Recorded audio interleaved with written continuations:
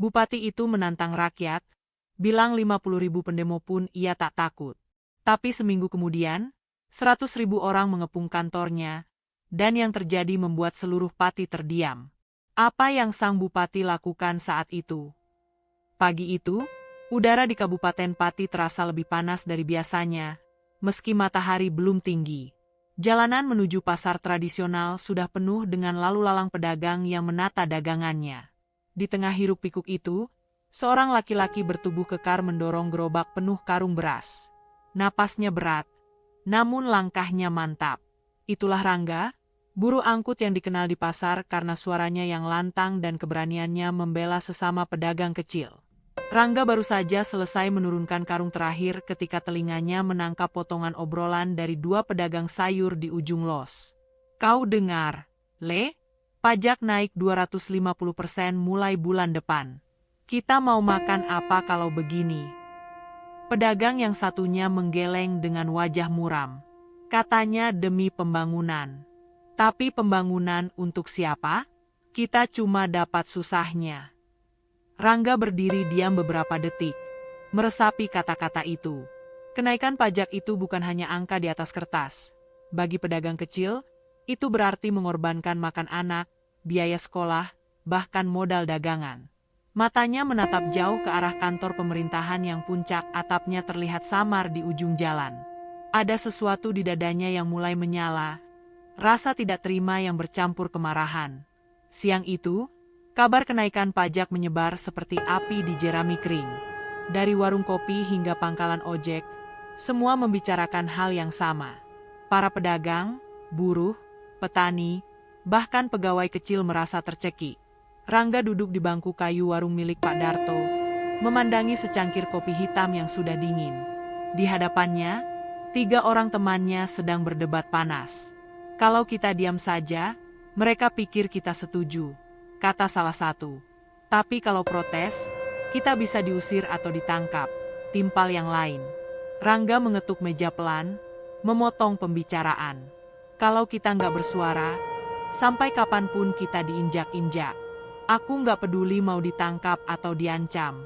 Aku nggak mau anak-anak kita nanti hidup lebih susah dari kita. Perkataan itu membuat meja warung mendadak hening. Semua menatap Rangga. Tatapannya tegas, rahangnya mengeras. Dari wajahnya terlihat ia sudah memutuskan sesuatu. Saat itu juga, ia berdiri dan melangkah keluar, meninggalkan kopi yang belum tersentuh. Beberapa hari kemudian, media sosial dipenuhi unggahan foto dan video tentang rencana aksi damai di depan kantor bupati. Sebuah poster digital berwarna merah menyala menyebar cepat, tolak kenaikan pajak 250%. Pati bergerak. Nama Rangga tidak tertulis di sana, tapi semua orang di pasar tahu ia berada di balik penggerakan ini. Ia mendatangi satu persatu pedagang, mengajak mereka ikut. Di wajahnya tidak ada ragu, hanya keyakinan bahwa mereka harus bersatu. Hari H pun tiba.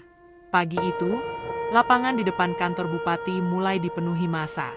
Spanduk-spanduk membentang, poster-poster bertuliskan keluhan dan tuntutan diangkat tinggi. Rangga berdiri di barisan depan, kaos hitamnya basah oleh keringat meski matahari belum terik. Di tangannya ada botol air mineral besar, bukan hanya untuk dirinya, tapi untuk dibagikan kepada siapapun yang kehausan. Suasana awalnya damai, suara orasi bersahutan, dan lagu-lagu perjuangan dinyanyikan. Namun ketegangan mulai terasa ketika puluhan anggota Satpol PP bergerak membentuk barikade. Mereka mengawasi setiap gerakan massa, seperti menunggu momen untuk turun tangan. Rangga melangkah maju, mengambil pengeras suara dari seorang rekannya. Bupati bilang apa? 5.000 pendemo pun dia nggak takut? Sekarang kita buktikan, ini baru permulaan. Kita di sini bukan untuk anarkis, tapi untuk menuntut keadilan. Sorak-sorai membahana. Orang-orang mengangkat tangan, bertepuk, berteriak. Namun dari arah pintu utama kantor bupati, beberapa orang berseragam Satpol PP mulai bergerak menuju tenda logistik massa. Di hadapan semua orang, mereka meraih galon air dan botol-botol mineral yang tersusun rapi, air yang dibawa susah payah oleh warga untuk bertahan di bawah terik matahari. Rangga melihat jelas ketika salah satu Satpol PP membuka botolnya dan menuang air itu ke tanah, disusul dengan tawa sinis. Rangga melangkah cepat, wajahnya merah padam. "Hei, itu air rakyat. Kalian nggak punya hati." Satpol PP itu hanya melirik dan berkata dingin, "Perintah atasan." Tanpa pikir panjang, Rangga berdiri di hadapan mereka, tubuh kekarnya menjadi penghalang. Suara hatinya berteriak, "Ini bukan sekadar soal air, ini soal harga diri." Sorak massa semakin keras, campuran antara marah dan terpacu oleh keberanian Rangga. Meski Satpol PP mencoba menahan, suasana berubah panas. Hari itu, benih perlawanan yang lebih besar mulai tumbuh di hati setiap orang yang menyaksikan. Dan Rangga, tanpa ia sadari, baru saja menyalakan api yang tidak akan padam dalam waktu dekat. Keesokan harinya, suasana Kabupaten Pati kembali dipenuhi obrolan panas. Video Satpol PP yang membuang air mineral itu sudah menyebar luas di media sosial.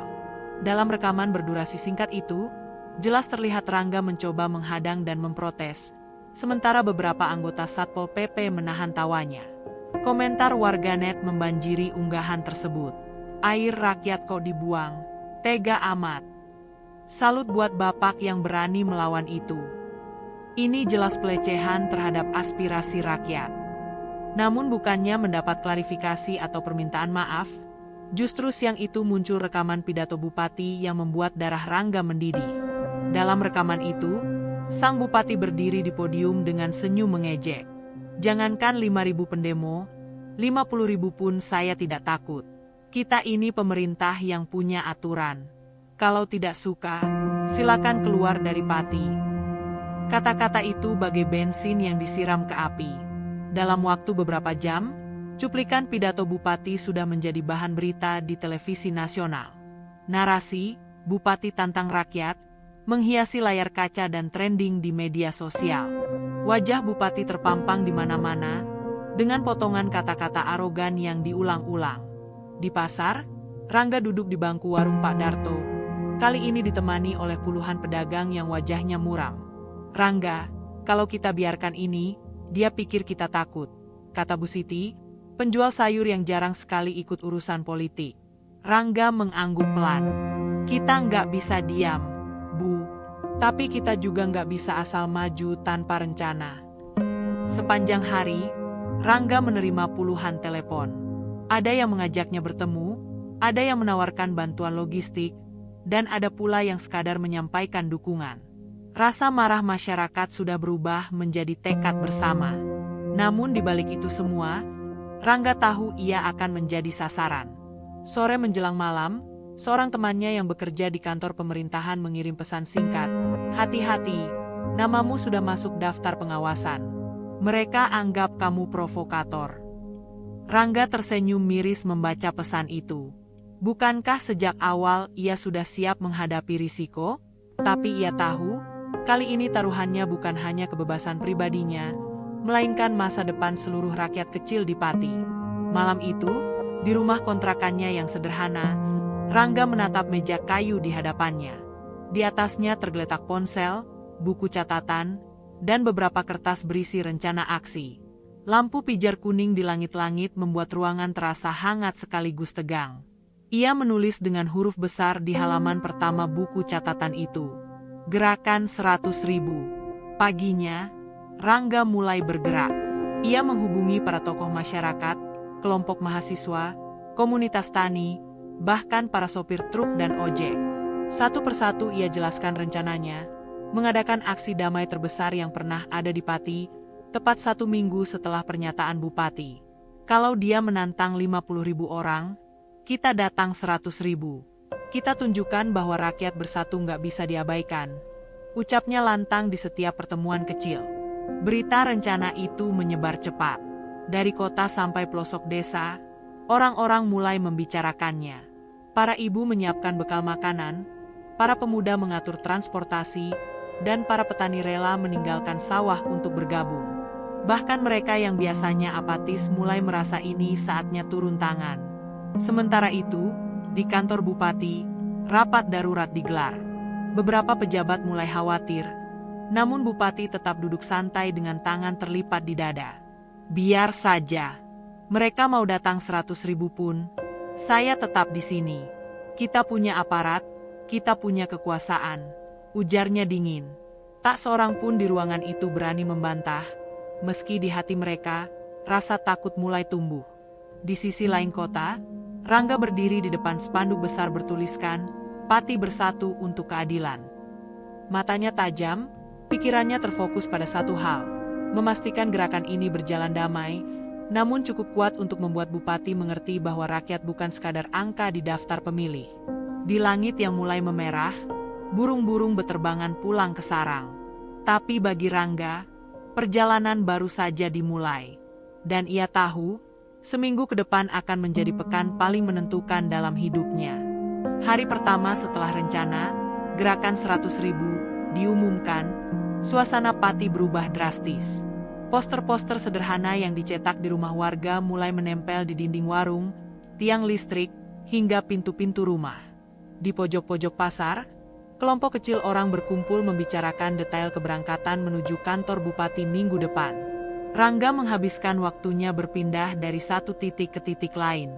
Di pasar ia bicara dengan para pedagang, di sawah ia menemui petani, dan di terminal ia berbicara dengan sopir bus serta tukang ojek. Setiap kali ia bicara, matanya menyala-nyala, suaranya bergetar oleh keyakinan. Kita datang bukan untuk ribut. Kita datang untuk menunjukkan kalau kita ini ada, kita ini bersatu, dan kita ini berhak didengar. Ucapnya berulang kali, memastikan semua orang memahami bahwa aksi ini harus damai namun tegas. Di sebuah desa pinggiran, seorang petani tua menepuk bahunya. Nak, kalau ini untuk anak cucu kita, aku akan jalan kaki pun sanggup. Kata-kata itu membuat Rangga terdiam sejenak, merasakan beratnya tanggung jawab yang kini ia pikul. Sementara itu, di dunia maya, tagar Pati Bersatu merajai lini masa. Foto-foto aksi sebelumnya, termasuk momen Rangga menghadang Satpol PP, tersebar luas. Media lokal dan nasional mulai memberitakan perkembangan situasi. Wartawan mencari-cari Rangga untuk wawancara, tapi ia memilih menghindar. Baginya, ini bukan tentang dirinya, ini tentang semua orang. Di sisi lain, pemerintah daerah mulai gusar. Kepolisian mengeluarkan imbauan agar masyarakat tidak terprovokasi dan mengancam akan membubarkan aksi jika mengganggu ketertiban. Tapi imbauan itu justru memicu lebih banyak kemarahan. Bagi rakyat, kata terprovokasi hanyalah cara pemerintah untuk membungkam mereka. Dukungan mulai datang dari luar Pati. Mahasiswa dari Semarang, Kudus, dan Rembang mengirim pesan bahwa mereka akan ikut turun. Komunitas buruh di Jepara juga mengabarkan hal serupa. Di beberapa desa, pemuda-pemuda mengorganisir konvoy sepeda motor untuk berangkat bersama ke titik aksi. Malam hari, rumah kontrakan Rangga berubah menjadi posko tak resmi. Tikar digelar di lantai, tumpukan kardus berisi air mineral, makanan ringan, dan kaos bertuliskan Pati Bersatu untuk Keadilan memenuhi sudut ruangan. Beberapa pemuda sibuk membuat spanduk, sementara ibu-ibu menyiapkan nasi bungkus. Di tengah keramaian itu, Rangga duduk menatap peta besar Pati yang terbentang di meja. Ia menandai rute kedatangan massa dari berbagai arah. Ia tahu, mengatur puluhan ribu orang bukan hal mudah. Salah perhitungan sedikit saja, bisa berujung kekacauan. Tapi ia tidak goyah. Kalau kita rapi, kita akan aman. Kalau kita damai, mereka nggak punya alasan untuk membubarkan kita, katanya kepada semua yang hadir. Mereka mengangguk, memahami bahwa ini adalah ujian disiplin sekaligus keberanian. 2 hari sebelum aksi, udara Pati dipenuhi aroma perubahan. Di jalan-jalan desa, truk bak terbuka dipenuhi warga yang berlatih menyanyikan yel-yel. Anak-anak berlarian sambil memegang bendera kecil, bangga meski belum mengerti sepenuhnya apa yang sedang diperjuangkan. Namun di balik semangat itu, tekanan dari aparat semakin terasa. Beberapa orang yang kedapatan membagikan selebaran dipanggil ke kantor polisi. Truk logistik dihadang di jalan dan diperiksa. Telepon Rangga mulai menerima panggilan tak dikenal dengan nada ancaman. Berhenti sekarang, atau keluargamu yang kena. Rangga menutup telepon tanpa menjawab. Ia tahu ini adalah bagian dari permainan intimidasi. Dan ia juga tahu, semakin dekat ke hari H, semakin besar taruhannya. Malam itu, di posko, ia berdiri di depan semua relawan yang hadir. Mereka bisa ambil air kita. Mereka bisa ancam kita. Tapi mereka nggak bisa ambil keberanian kita. 7 hari lalu, kita cuma segelintir. Minggu ini, kita akan jadi lautan manusia. Sorak-sorai memenuhi ruangan. Api di mata mereka kini menyala sama terangnya seperti di mata Rangga. Aksi terbesar dalam sejarah Pati sudah tak bisa dibendung lagi. Pagi itu, Pati seperti kota yang tak pernah tidur. Sejak subuh, deru mesin kendaraan terdengar dari segala arah. Dari desa-desa, konvoi truk, motor, dan bus penuh sesak meluncur menuju pusat kota. Di bak truk, orang-orang berdiri sambil melambaikan bendera, mengenakan kaos bertuliskan, Pati Bersatu untuk Keadilan. Rangga berdiri di pinggir jalan dekat pasar, memantau kedatangan rombongan. Kaos hitamnya kembali dipakai, celana jeans biru pudar, dan sandal jepit yang sama seperti saat aksi pertama. Di tangannya, pengeras suara sederhana tergantung, sementara ransel di punggungnya berisi air mineral dan kotak P3K. Kita arahkan mereka ke lapangan Gajah Mada dulu. Jangan langsung ke kantor Bupati, kita kumpulkan semua baru bergerak, katanya kepada tim koordinasi. Langit Pati pagi itu berwarna kelabu. Angin membawa aroma tanah basah, tanda hujan semalam belum sepenuhnya menguap. Meski cuaca agak mendung, panas dari tubuh puluhan ribu orang membuat udara terasa berat. Di setiap persimpangan, spanduk besar terbentang dengan tulisan tegas, turunkan pajak, hentikan arogansi. Menjelang pukul 9, lapangan sudah seperti lautan manusia. Dari atas panggung kecil yang dipasang darurat, Rangga melihat pemandangan yang membuat dadanya sesak. Bukan karena takut, tapi karena haru. Wajah-wajah itu datang dari berbagai latar. Petani tua, mahasiswa berjaket alma mater, buruh pabrik, sopir angkot, bahkan anak-anak yang duduk di pundak ayahnya. Sorakan, nyanyian, dan yel-yel menggema. Seseorang di barisan depan mengibarkan bendera besar bertuliskan, Pati Melawan. Di tepi lapangan, ibu-ibu membuka tikar dan membagikan nasi bungkus kepada siapa saja yang lewat. Di sisi lain, barisan pemuda menjaga keamanan, membentuk rantai manusia untuk mencegah provokasi. Namun di kejauhan, di depan kantor Bupati, barisan aparat sudah terbentuk rapi. Polisi bersenjata lengkap, Satpol PP, dan petugas intel terlihat mengamati dengan wajah tanpa ekspresi. Mobil-mobil taktis berderet di pinggir jalan, menambah ketegangan yang sudah tebal di udara. Seorang pemuda berlari ke arah Rangga, napasnya terengah. Bang, Bupati nggak mau keluar. Dia bilang nggak akan menemui siapapun. Kita cuma boleh masuk kalau utusan resmi yang datang. Rangga menggenggam pengeras suara. Ia melangkah ke tengah lapangan, mengangkat tangan untuk menenangkan massa. Teman-teman, mereka bilang kita cuma boleh kirim utusan. Tapi kita tahu, suara rakyat nggak bisa diwakilkan oleh segelintir orang. Hari ini, kita semua adalah utusan. Hari ini, suara kita harus sampai ke telinga Bupati. Sorak-sorai memecah langit mendung. Gelombang massa mulai bergerak, ribuan kaki melangkah serempak menuju kantor Bupati. Jalan utama penuh sesak, bendera berkibar di setiap sisi, dan suara teriakan tuntutan menggema di antara gedung-gedung tua kota. Di depan gerbang kantor Bupati, aparat mulai menutup akses. Barikade baja dipasang, dan pengeras suara polisi memberi peringatan. Masyarakat diminta membubarkan diri. Aksi ini ilegal dan mengganggu ketertiban umum. Namun tak seorang pun mundur. Rangga maju ke depan, berdiri tepat di hadapan aparat. Ia mengangkat botol air mineral tinggi-tinggi. Air ini adalah simbol perjuangan kita. Minggu lalu, mereka buang air kita ke tanah. Hari ini, kita bawa kembali air ini, bukan untuk mereka, tapi untuk rakyat yang haus akan keadilan. Sorak semakin menggema. Dari belakang, spanduk raksasa dibentangkan, kami tidak takut. Kamera media dan ponsel warga mengabadikan setiap detik. Tekanan massa semakin kuat, namun Rangga terus mengingatkan melalui pengeras suara. Damai.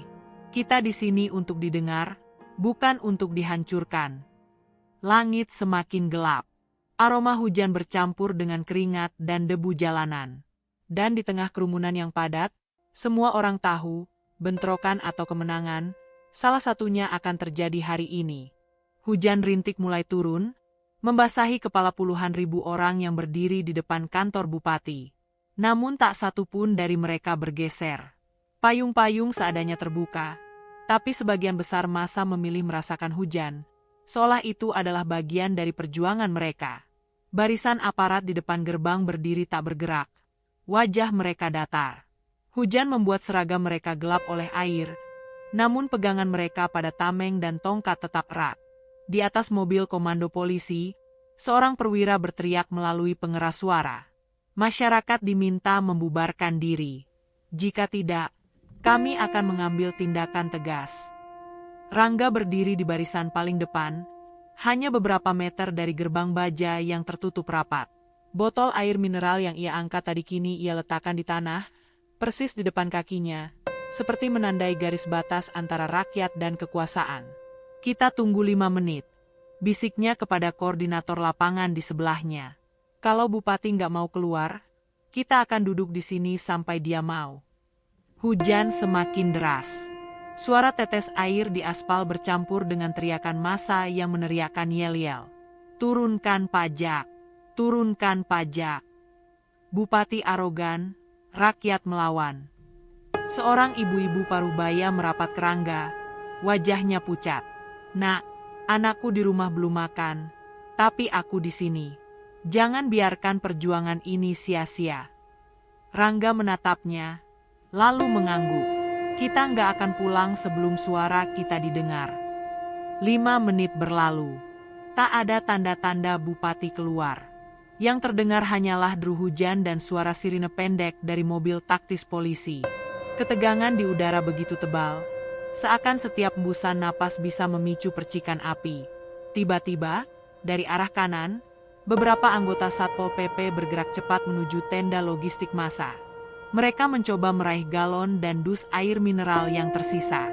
Melihat itu, Rangga melompat maju, tubuh kekarnya memblokir langkah mereka. Cukup!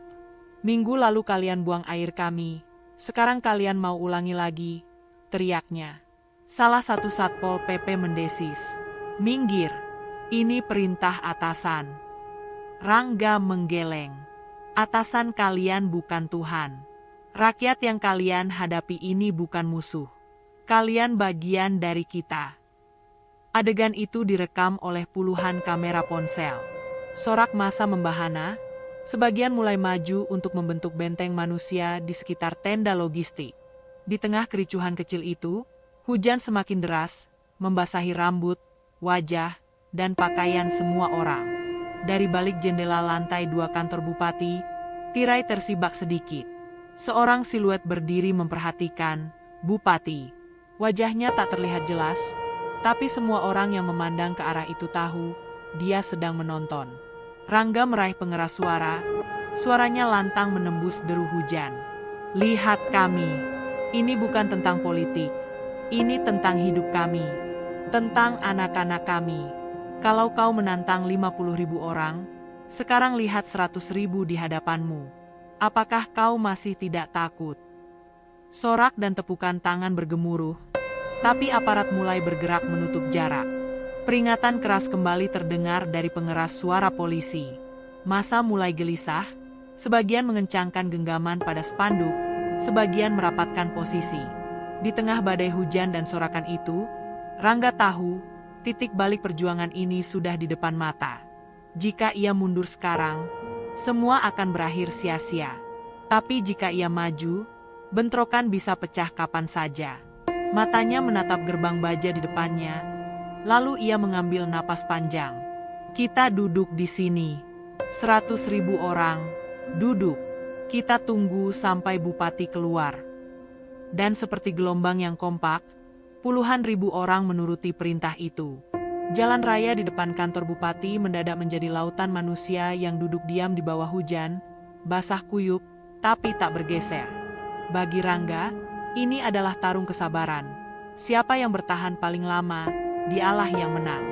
Hujan turun seperti tirai tebal, menutupi pandangan jarak jauh. Namun meski basah kuyup, puluhan ribu orang tetap duduk di jalan, membentuk lautan manusia yang bergeming. Dari atas panggung darurat, Rangga berdiri memegang pengeras suara, matanya mengawasi setiap gerak aparat di depan gerbang baja kantor bupati.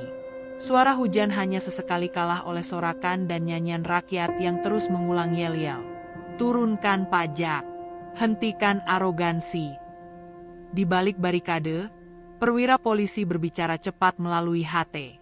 Wajahnya tegang, matanya bergeser ke arah mobil water cannon yang mesinnya sudah meraung pelan. Sorot lampu menyinari rintik hujan, membuat suasana seperti medan perang yang menunggu aba-aba pertama. Seorang aparat maju, berdiri di depan mikrofon pengeras suara polisi. Saudara-saudara, aksi ini harus dibubarkan. Jika tidak, kami akan melakukan tindakan sesuai prosedur. Rangga mengangkat tangannya, memberi isyarat agar massa tetap tenang.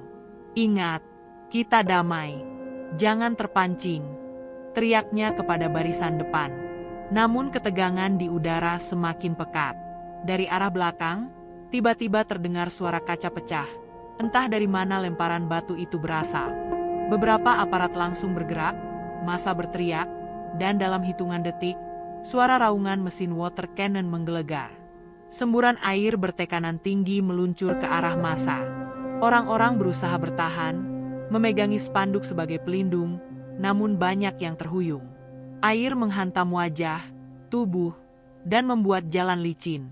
Sorakan berubah menjadi jeritan bercampur perlawanan. Rangga melompat ke depan, tubuhnya menjadi perisai bagi ibu-ibu yang terjebak di barisan depan. Mundur setengah langkah, lindungi yang lemah, teriaknya. Dua pemuda membantunya membopong seorang kakek yang terpeleset. Hujan dari langit dan hujan dari water cannon bersatu, membasahi setiap inci tubuh mereka. Namun mata Rangga tetap tajam. Ia menatap gerbang, berharap bupati melihat apa yang terjadi. Tiba-tiba, dari arah kanan, barisan mahasiswa berjaket alma mater merangsek maju sambil berteriak. Rakyat bersatu, tak bisa dikalahkan. Sorak itu menyebar cepat, membangkitkan semangat massa yang mulai goyah. Orang-orang berdiri lagi, merapatkan barisan, dan kembali duduk meski semprotan air belum berhenti. Di tengah kekacauan itu, seorang wartawan mendekati Rangga, kamera tergantung di lehernya. Bang, ini disiarkan langsung di TV nasional. Semua orang di luar Pati sedang menonton. Rangga menarik napas panjang. Kesadaran itu menyalakan kembali api di dalam dirinya. Ia mengangkat pengeras suara tinggi-tinggi dan berteriak lantang. Wahai Bupati, lihat rakyatmu. Lihat wajah-wajah yang kau tantang. Kami di sini bukan untuk merusak. Kami di sini untuk mengingatkan. Kekuasaanmu berasal dari kami, dan jika kau mengkhianati kami, kau akan kehilangan segalanya. Kata-kata itu menggema, menggetarkan hati massa. Bahkan beberapa aparat di barisan depan tampak menundukkan wajah. Sementara di lantai 2 kantor bupati, siluet di balik jendela bergerak gelisah. Semprotan water cannon akhirnya berhenti. Hanya suara hujan dan napas berat massa yang terdengar. Rangga tahu ini bukan akhir.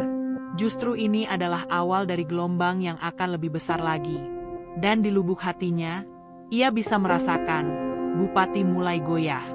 Keesokan harinya, berita tentang bentrokan di depan kantor Bupati Pati menjadi headline di hampir semua media nasional.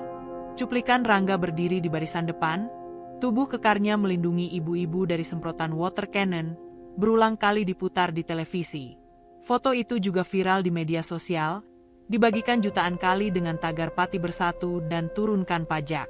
Di berbagai daerah, solidaritas mulai bermunculan.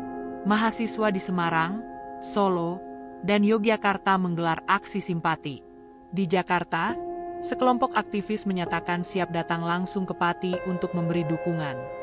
Bahkan komunitas perantau asal Pati di Kalimantan dan Sumatera menggalang dana untuk membantu logistik aksi.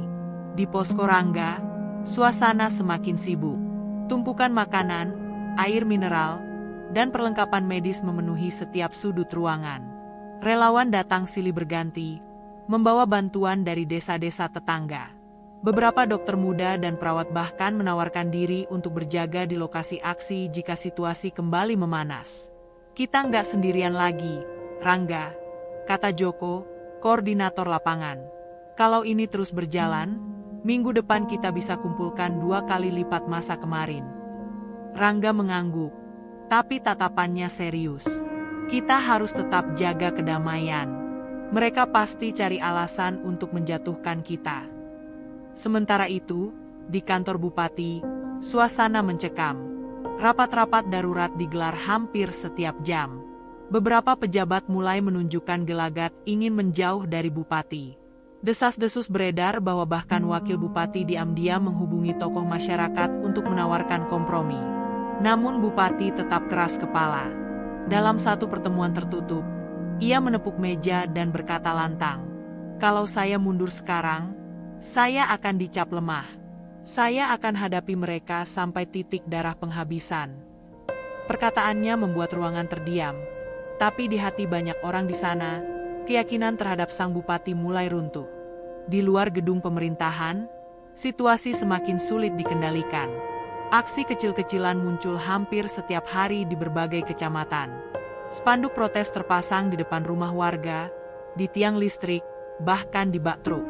Di malam hari, obrolan tentang hari penentuan menjadi topik di warung kopi dan pos ronda. 4 hari sebelum aksi besar berikutnya, Rangga menerima telepon dari seorang jurnalis senior yang terkenal kritis. "Rangga, kami akan datang dengan tim liputan nasional. Jangan sia-siakan kesempatan ini. Kalau kau bisa bicara langsung di depan kamera, seluruh Indonesia akan tahu apa yang terjadi di sini." Rangga setuju. Baginya, ini bukan soal ketenaran pribadi, tapi soal memastikan suara rakyat menembus tembok kekuasaan yang selama ini membungkam.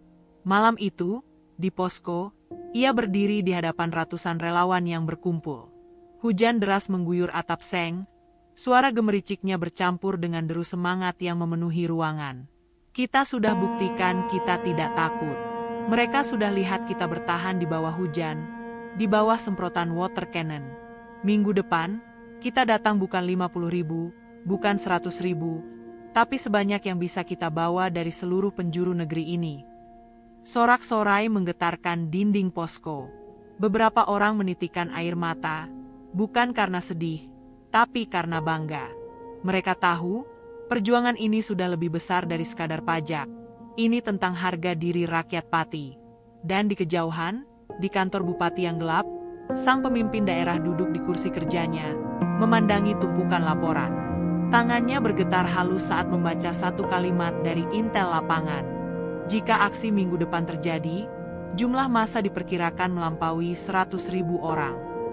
Untuk pertama kalinya, bupati merasakan sesuatu yang selama ini ia sangkal, takut. Minggu pagi itu, udara Pati terasa berbeda. Jalan-jalan utama yang biasanya dipenuhi kendaraan kini menjadi arus manusia. Dari utara, selatan, timur, dan barat, massa mengalir tanpa henti menuju pusat kota. Mereka datang dengan truk, bus, motor, bahkan berjalan kaki berpuluh kilometer. Di lapangan Gajah Mada, tempat titik kumpul utama, mata sejauh memandang hanya menemukan kepala-kepala manusia yang bergerak seperti ombak. Bendera, spanduk, dan poster memenuhi langit.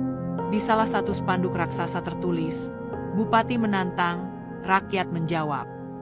Rangga berdiri di atas panggung darurat, mengenakan kaos hitam yang sudah basah oleh keringat meski matahari baru naik. Di sekelilingnya, barisan relawan keamanan rakyat berusaha menjaga jalur agar arus manusia tetap teratur. "Teman-teman, hari ini kita tunjukkan kalau kita ini ada. Hari ini kita tunjukkan bahwa rakyat tidak bisa diabaikan." Suaranya menggema melalui pengeras suara, disambut sorakan memecah langit. Dari jarak beberapa kilometer, kantor bupati sudah dikepung lautan manusia. Jalan menuju gedung itu ditutup rapat oleh barisan aparat, tapi jumlah mereka tampak kecil dibanding massa yang terus berdatangan. Media nasional dan internasional sudah berada di lokasi. Kamera-kamera siaran langsung menyorot wajah-wajah rakyat. Para petani dengan topi caping, mahasiswa dengan jaket alma mater, para buruh, sopir, nelayan, hingga anak-anak yang duduk di bahu orang tuanya. Sekitar pukul 10, gelombang massa mulai bergerak ke arah kantor bupati. Langkah kaki mereka serempak. Sorakan mereka menggema seperti dentuman genderang perang. Turunkan pajak, turunkan pajak. Di dalam kantor bupati, suasana panik. Laporan dari Intel datang setiap menit. Massa bertambah, aparat kewalahan, dan jalur masuk ke kota sudah tertutup manusia. Wakil bupati dan beberapa pejabat senior mendesak untuk menemui rakyat, tapi bupati tetap menolak. Kalau saya keluar, saya kalah, katanya keras, meski suaranya mulai terdengar goyah. Di luar, Rangga sudah sampai di depan gerbang baja. Ia mengangkat botol air mineral ke udara, simbol perlawanan sejak aksi pertama. Minggu lalu mereka buang air kita ke tanah. Hari ini, kita bawa kembali air ini untuk membasahi tanah keadilan di Pati. Sorakan massa mengguncang udara. Kamera-kamera menyorot Rangga, dan momen itu langsung tersebar di televisi serta media sosial. Namun, Bupati masih bersembunyi di balik dinding kekuasaan.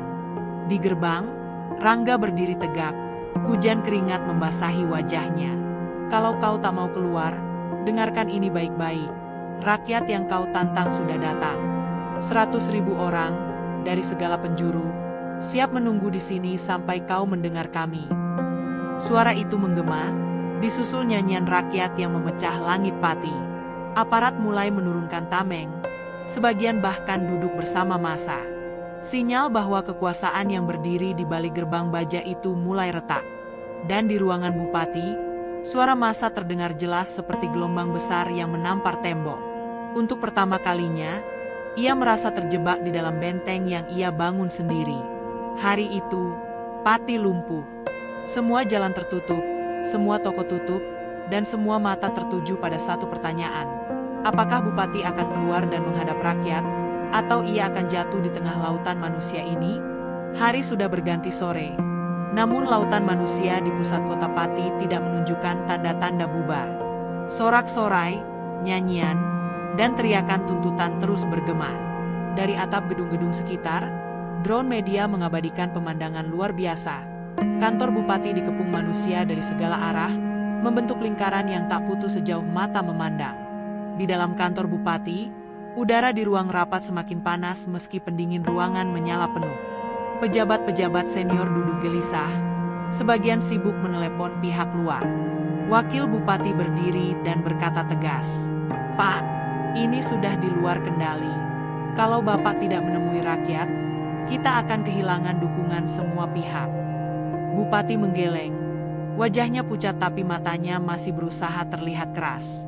"Saya tidak akan tunduk pada tekanan jalanan." Namun, pintu rapat tiba-tiba terbuka. Kepala kepolisian setempat masuk dengan ekspresi serius. "Pak Bupati, izinkan saya bicara terus terang.